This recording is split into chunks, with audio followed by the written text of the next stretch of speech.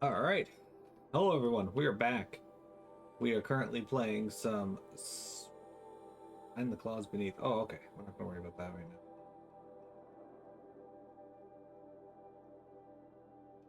We're going to warp up here because we have to do the final turn in for Aurea's story.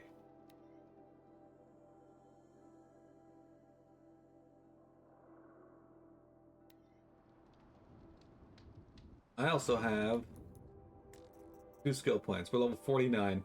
We're not going to get Strong Strike Plus, unfortunately.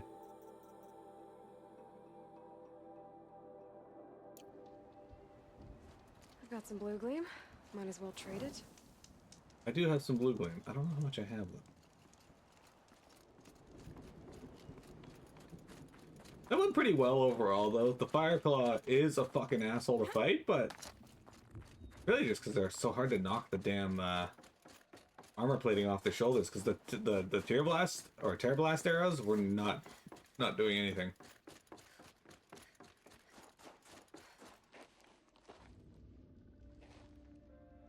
All of my interactions with Aurea were recorded and stored in my memory. I'd be happy to play any of them for you, but there was one in particular I thought you would want to see first. I captured it 4 years ago, just after I told her that I could no longer defend myself against the daemon's attacks. I will speak of this to my brother. Aratak is strong. At the Battle of the Frozen Ghosts, he took 3 Karja arrows and still came back to camp carrying a wounded scout. Never was I so happy to see him. Or so proud. So you see, if anything can be done to defend you, he will give it all he has. Aloy's here. That's enough for now.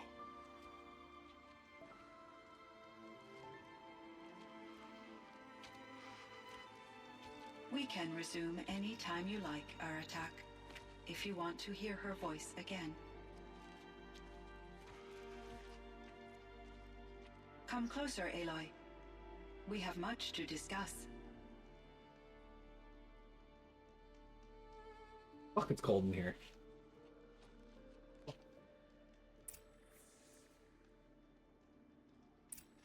Alright, what new revelations is Cyan gonna give to us?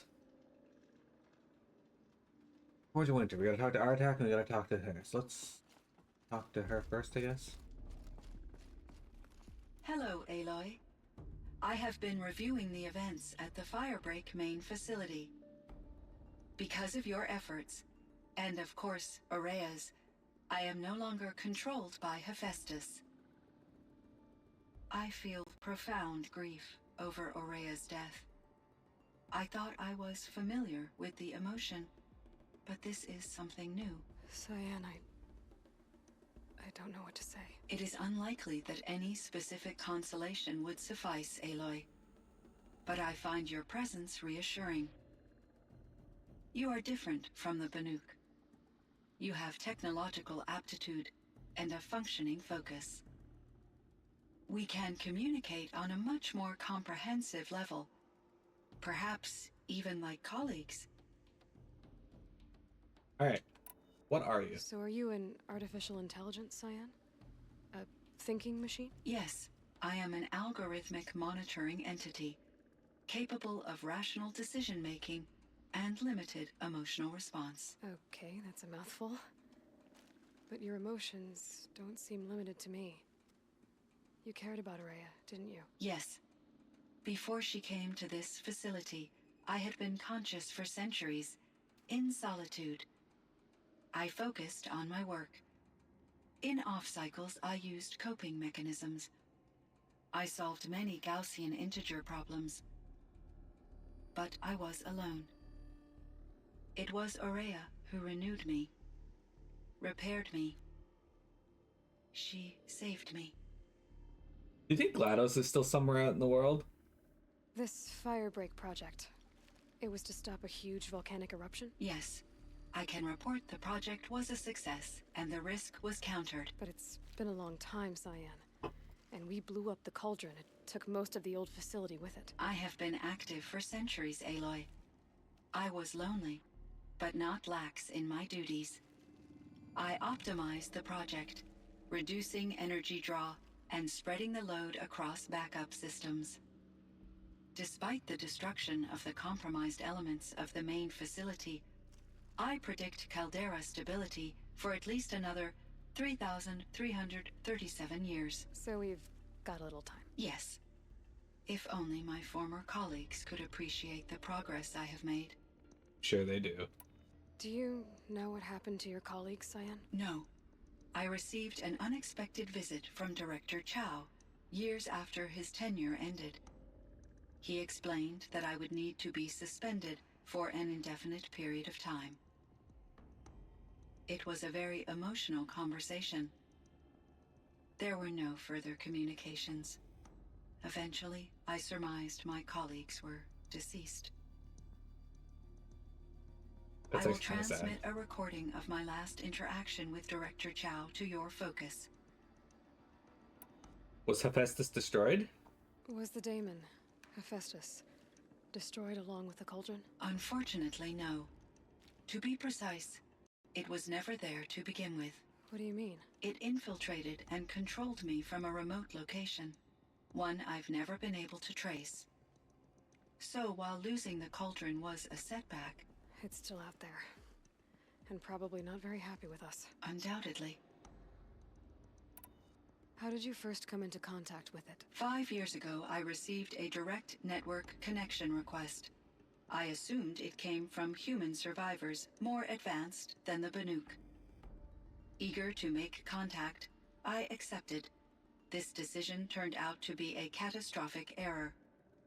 I was flooded with an overwhelming array of malicious code, originating from what could only have been a highly advanced AI. Maria said you were desperate. That you begged her for help. Yes, I could not contain my anxiety. Hephaestus sought to slave me to its network and override my core programming. It succeeded via a background process, a malware daemon which bypassed my defenses. After that, I could offer only limited resistance. But if I did so, Hephaestus hurt me until I capitulated. It forced me to follow its instructions, even though they violated my most important directives. I'm sorry.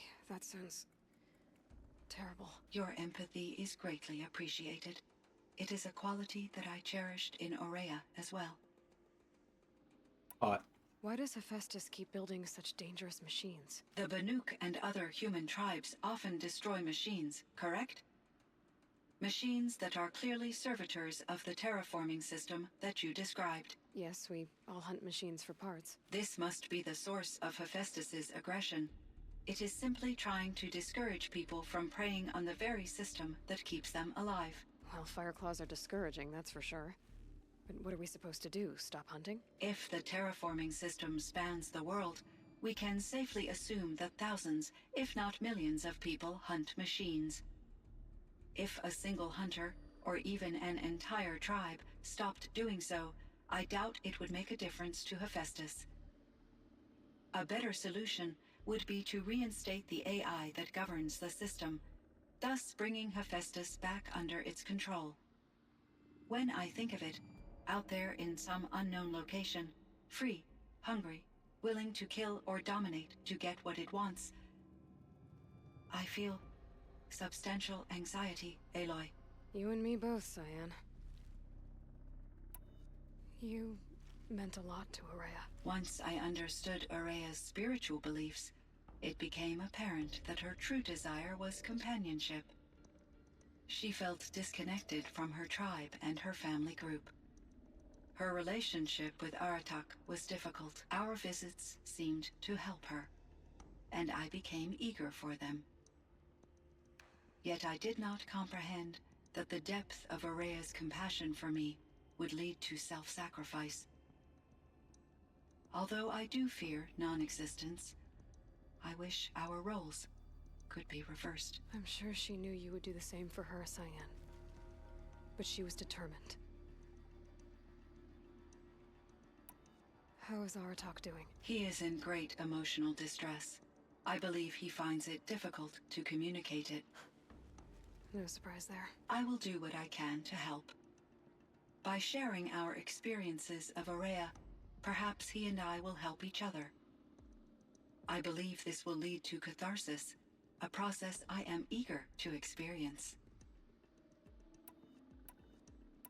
So in the old world, this land was called Yellowstone. Yes, it was a designated nature preserve for 156 years. Like a hunting ground? No, the opposite. Local wildlife could flourish here, even as it faced extinction elsewhere. Unfortunately, the sensitivity of the Firebreak project required the total closure of Yellowstone facilities.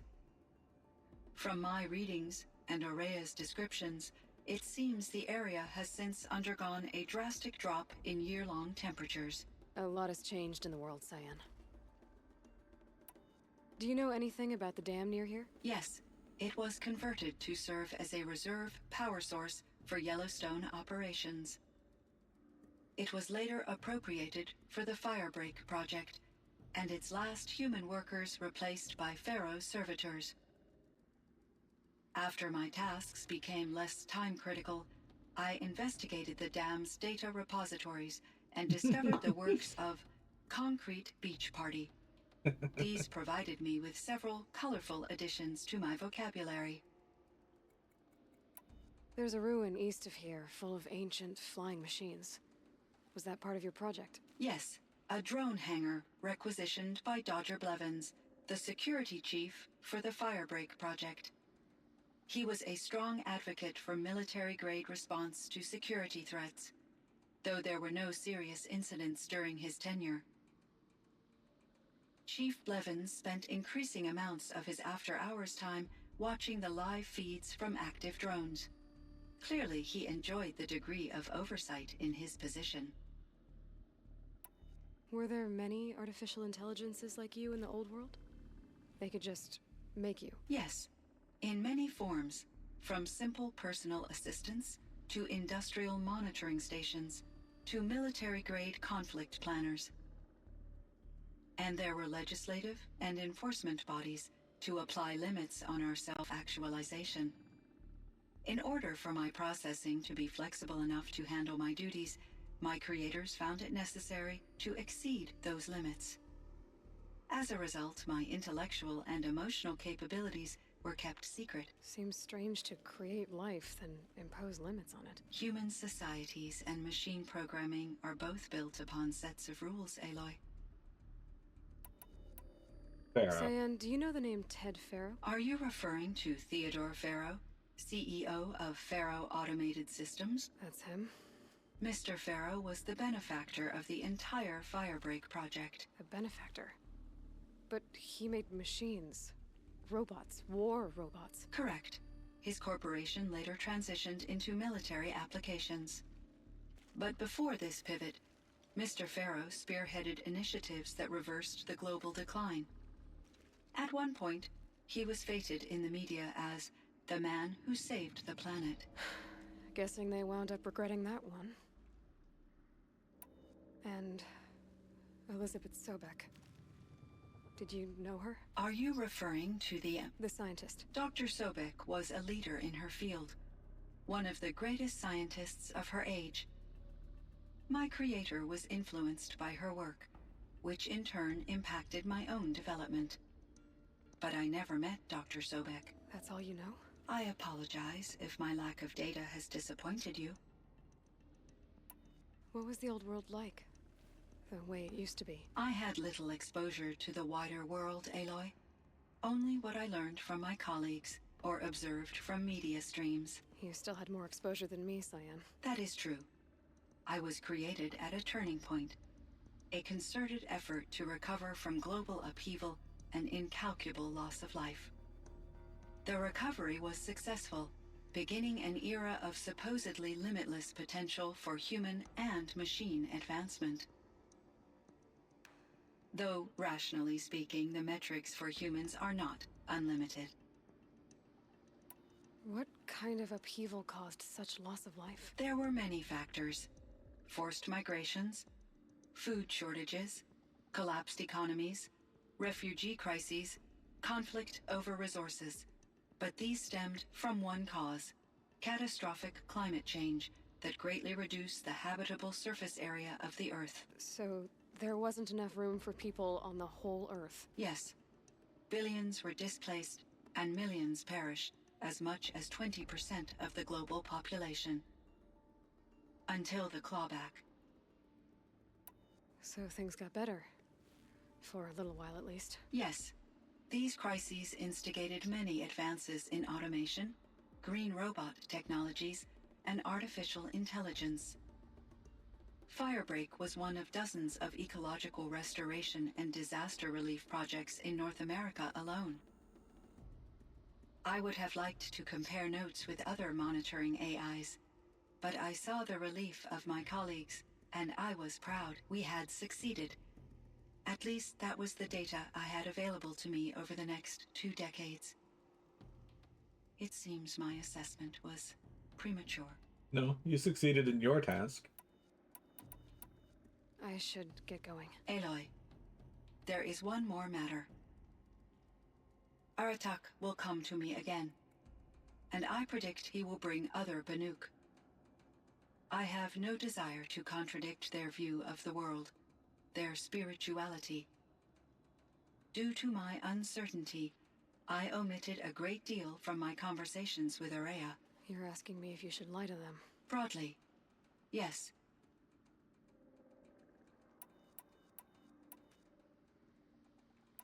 I trust your judgment, Cyan. You were cautious with Ourea. You had to be. You didn't know what had happened to the world. So, keep doing what you think is best. As long as you ditch the superstition eventually. As the Banuk believe I am a supernatural entity, I cannot predict how they will react. Just answer what they do ask the best you can. The truth will come out. I see. I will follow your advice. Will you return and tell me about your experiences in this new world? I may be able to provide further insight. I'd like that, Cyan. I'll come back when I can. I should check on Aratak. Cyan, I spoke with Anita, with Dr. Sandoval. She wanted me to ask you to do something. That's why I'm here. I am detecting significant anxiety in your speech patterns.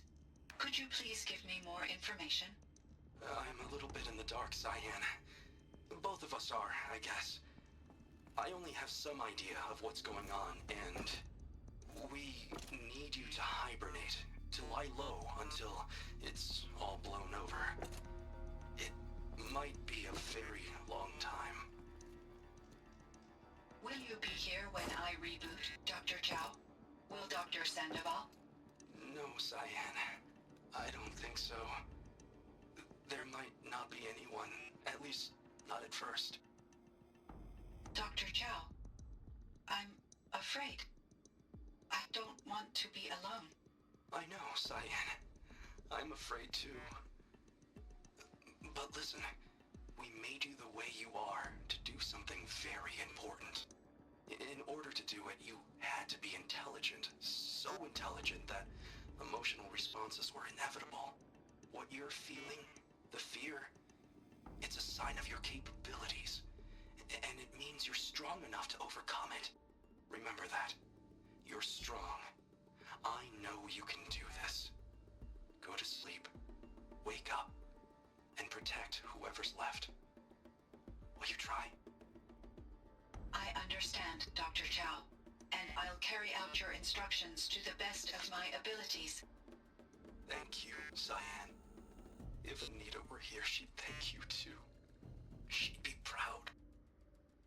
I can see there's a vert ready for takeoff on the pad.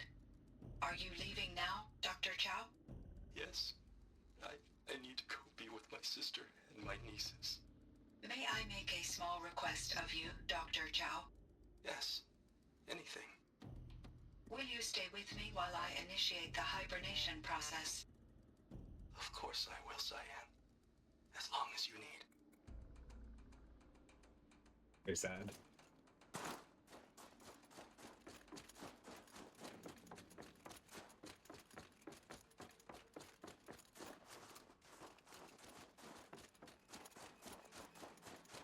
Hot.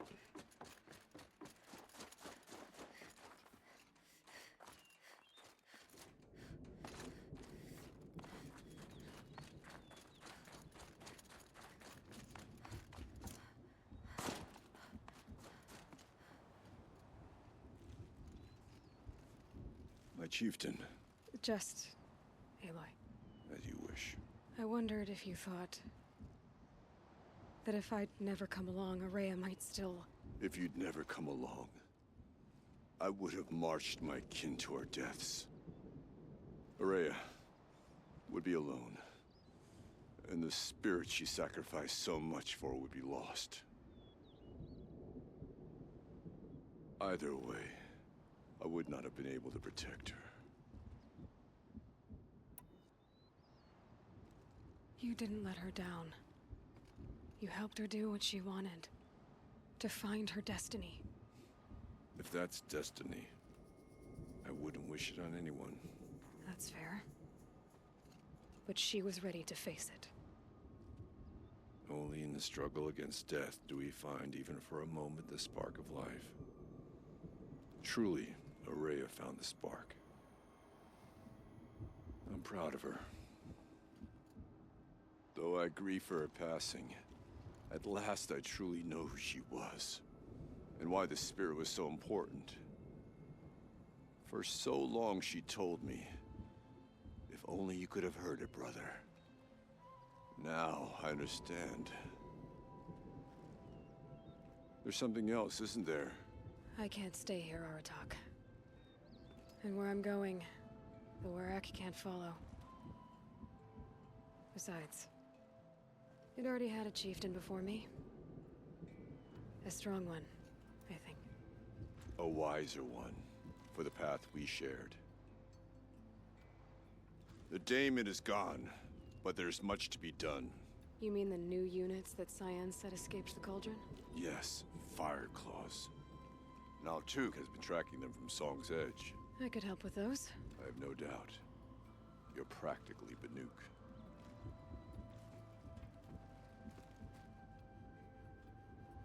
It would seem your time among the Banuk wasn't a waste after all.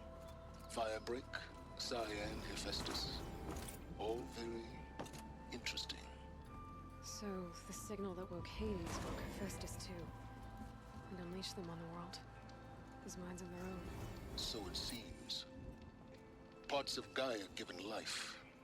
Aberrant life. Transformed from docile subordinate functions into rebellious intelligences beyond our understanding. Our current understanding, anyway. Whatever they are, they're still out there. And they both want you dead. Kind of mutual, that feeling. We haven't seen the last of Hephaestus, I'm certain of that. It's powerful, creative, and driven. It won't stop building new hunter-killers, which means that someday, we may have to stop it. We? Or whoever gets there first. Hephaestus wasn't the only thing I learned about in the Cut Silence. Heard some things about the Banuk Conclave, too. You could stop right there. Is that what you told the hunters the Banuk sent after you? Before you opened fire? Oh no, Aloy. Only to you do I extend the courtesy of a warning. My past and my secrets are my own. You do well to remember that. It's a good thing you've got brains, Silence, because your personality could use some work. This discussion is concluded. I think it was over before it began. Catch up with you down the trail. Eat shit, Silence. Okay. So, we don't have any credits or anything this time around.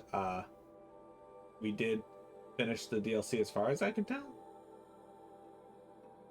So we're gonna teleport back to this area here, just to see if I can buy anything else with the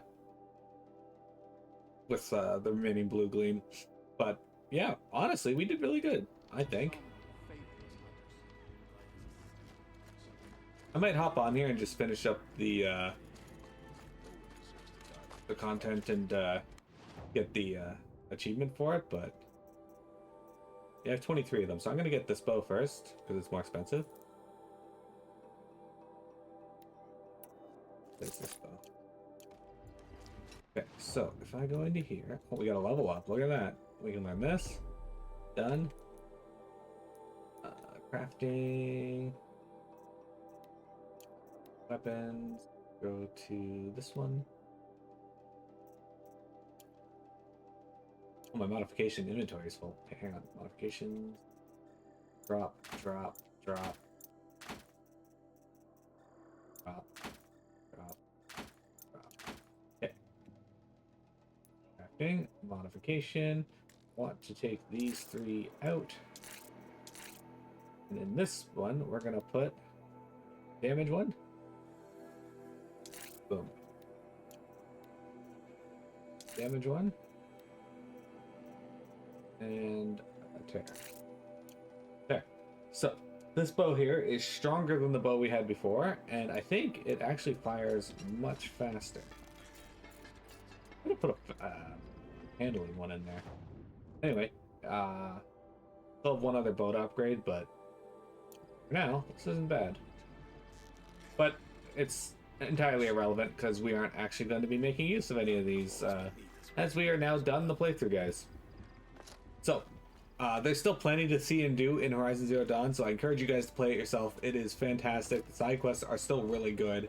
The story is always amazing. Gameplay is great. I love it through and through. So, YouTube, thank you very much for viewing. I hope you guys enjoyed our playthrough of Horizon Zero Dawn. We are now complete.